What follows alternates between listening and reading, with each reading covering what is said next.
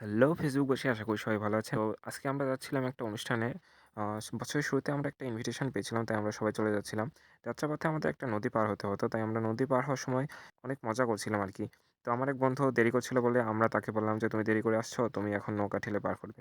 তো আমার বন্ধু আরকি মাঝির সাথে হাতে হাত লাগিয়ে নৌকা পার করছিল। যে নদীটিকে দেখতে পাচ্ছেন এটা হচ্ছে বারনই নদী। এখানে এখন অনেক জল কম।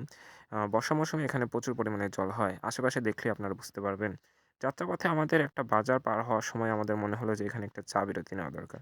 চা খাওয়ার সময় আমি আমার বন্ধুকে বলছিলাম যে, "বন্ধু তুমি চা খাও, তোমাকে আমি ক্যামেরা বন্দি করে রেখে দিলাম।" হঠাৎ করে দেখলাম যে খেজুরের গাছে আরকি একটা পাখি রস খাচ্ছে। এত সুন্দর মুহূর্ত ক্যামেরা বন্দি করে না রাখলে হয়? তাই ক্যামেরা বন্দি করে রাখলাম। আর অবশেষে আমরা পৌঁছে গিয়েছিলাম আমাদের গন্তব্যে, যে স্থানে যাওয়ার জন্য আমরা রওনা হয়েছিলাম আরকি। এটি একটি ধর্মীয় অনুষ্ঠান ছিল, তাই প্রচুর লোকজন হয়েছিল।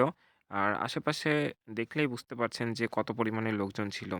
আর যেহেতু সবাই বসে গিয়েছিল, তো আমরা ভাবছিলাম যে তারা আ মানে এক ব্যাচ খাওয়া হয়ে গেলে তারপরে আমরা বসবো। আর বসে থেকে গল্প করছিলাম আর আশেপাশে ভিডিও করছিলাম। নিরামিষ ভোজী ছিল যেহেতু অনুষ্ঠানটা, তাই হচ্ছে যে অনেক ধরনের আইটেম ছিল। তো আসার পথে আমরা অনেক মজা করছিলাম, এই যে দেখতেই পেলেন।